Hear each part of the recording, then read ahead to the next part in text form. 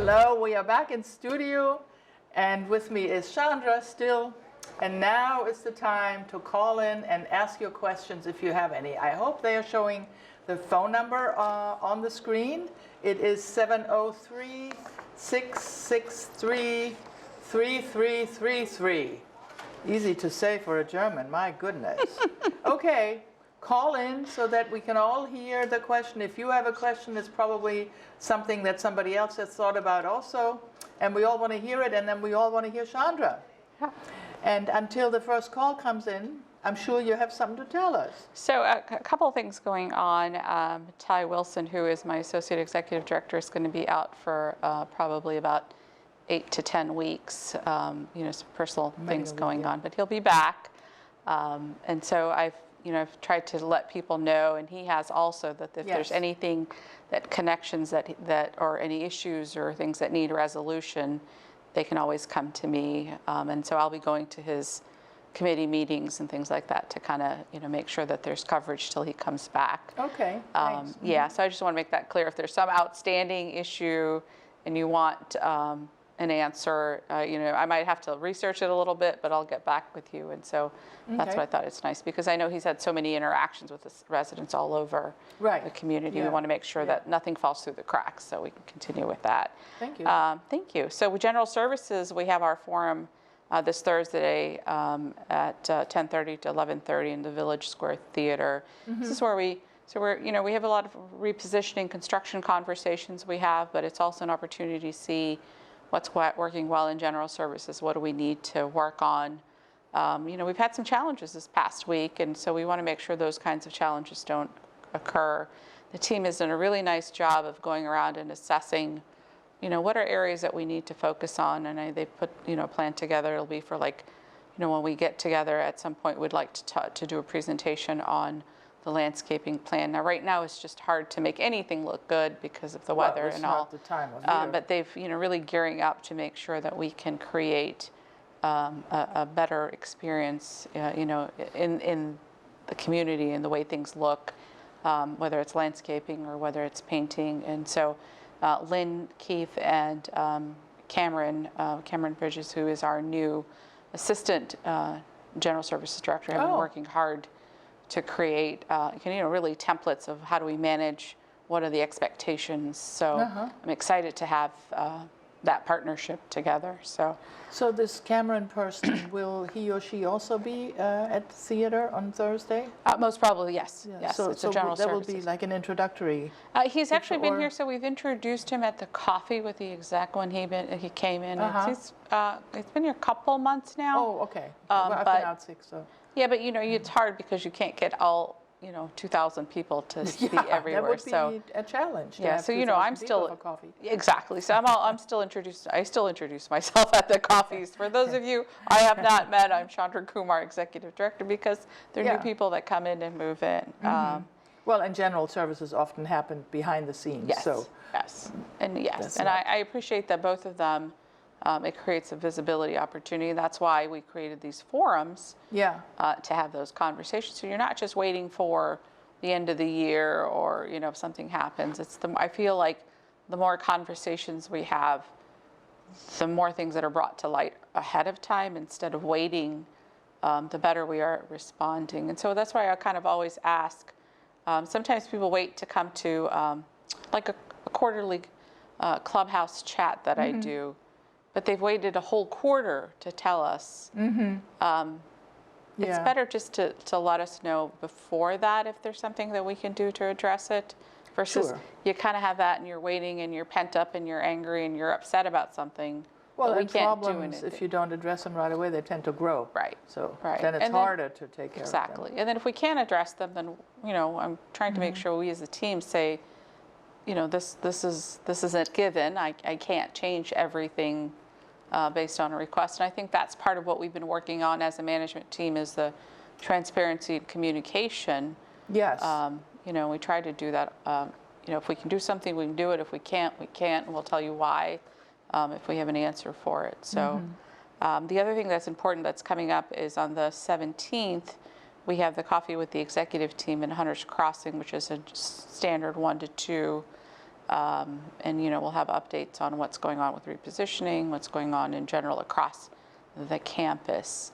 And in line with that, in Garden Ridge, we're also starting to do the same type of, similar to what we do as a coffee with the executive team.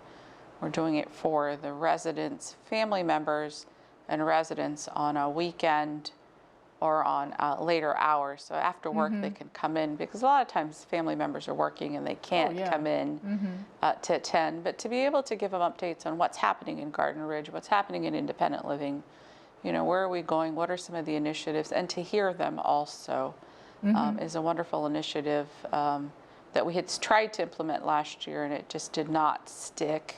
So this year, it is not just a conversation, it's an expectation that this will occur, because we want them to have the opportunity, our residents do, to have communication in FaceTime, really with leadership. Yeah. So I think that's really important, particularly in Garden Ridge. Absolutely. And it's good that you say you invite family members, because the because communication is always a challenge, and certainly when it has to go outside the community. It has to go outside the gate. Yeah. So we did have, for example, last week we had the resident council, and just to give updates on independent living construction, the residents were so intrigued about what's happening and where's the progress. I mean, they've lived in independent living, they have relationships. That's right. Yeah, so it doesn't stop because someone has moved to Garden Ridge. So we'll continue to focus on that this year. The flash, is come out in a much more robust document. We're going to be going to a weekly flash, and this is in an effort to continue to keep people informed of what's happening. So as we try to taper back on the amount of paper that's stuffed in cubbies, and it was interesting because one of the residents was telling me, Chandra, as I was taking my stuff out, one of my fellow residents was, took the stuff out and kind of tossed it, or took the one piece they wanted and put it in the recycle. So we're trying to be more efficient, effective, and conscientious about the sustainability initiatives. And paper, we really do a lot of paper. So, getting into the flash, this is, it'll have more pages to it, have more content, and really using that as a vehicle to communicate events, things that are happening in the community, some of the things that you want to look at all the time. So I think it'll be a great document to keep, magnetized and stuck to the refrigerator, or at, next to on your coffee table, just so it's like a one-stop I read the announcement that it's also not just announcements from the staff anymore, but if you as a resident or as a group leader have something to say, it can end up in there. Yes, so we're going to be making sure that, like, if there's a special event that's going on, or if you have, sometimes, for example, the treasure chest does an estate sale, that would be in here, the date and time. So you can kind of look in here and see when things are and what's going on. Oh, so you said it goes to weekly. Yes, we're going to go to weekly. So right now it's every other week. Time so we're going to weekly because we want to keep the communication flow there. And so this was one way that, based on our conversations with the council and conversations with some of the committees, this way that keeps that flow going. It's going to be some growing pains. Any kind of change is going to take some ups and downs, and some things we might have to tweak and change. I just ask for everybody to have some patience with us with this copy center transition. Well, I think patience, and also speak up and give feedback. Yes, yes. So we've had, for example, otherwise you wouldn't know. Yes, exactly, because we won't know. We always tend to find things that we had no idea about. We, for example, just had a meeting last week with the team that puts out the Villager. What's the expectation? How are we going to move forward? How do we want to make sure that that gets out to the residents? What's the best way to, continue that process? So, those are the things that we continue to work on, meeting with the specific groups. I'm really glad to hear that you focus quite a bit on communication this year. Ty had mentioned that to me last week when he was on. Also, I think that's so crucial, and that sometimes leads to grumbling when people just feel that they don't know, and we are the residents here and we pay every month, and then we feel like we're being shuffled around. And, so it's much better when you are in communication and have an idea and have a feedback loop. Right. And in all honesty, we have multiple loops that we use or multiple Yes. vehicles for communication. But we also ask that the residents, we can continue to push information. We think the residents should pull some of the information too, because when we started repositioning, and I've been here over 3.5 years, June will be 4, we did road shows, we did town halls, and I still had people say, I had no idea we were building a garage deck, or I didn't know that you were going to do construction in town center. And then I'm a little bit at a loss of words that, we're trying to get it out on My Erickson, on the scrolls, on, the Village Bridge, the Villager, have articles. Yeah. So I ask that people ask that question too, is how do I empower myself to get the information? That's true. It's a two-way street, for you sure. try. And I just don't want people to get left out and feel like they're left out, because that's not our intent.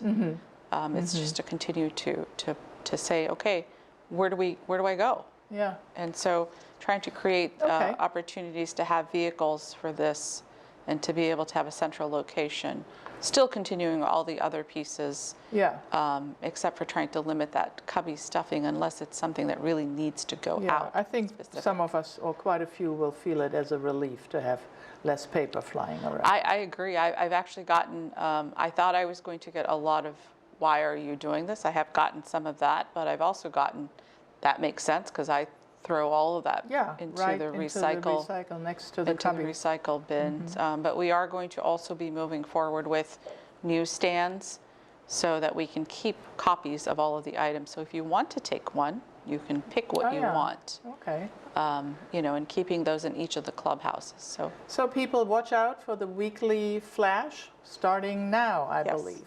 Thank you so much, Chandra, for telling us about it.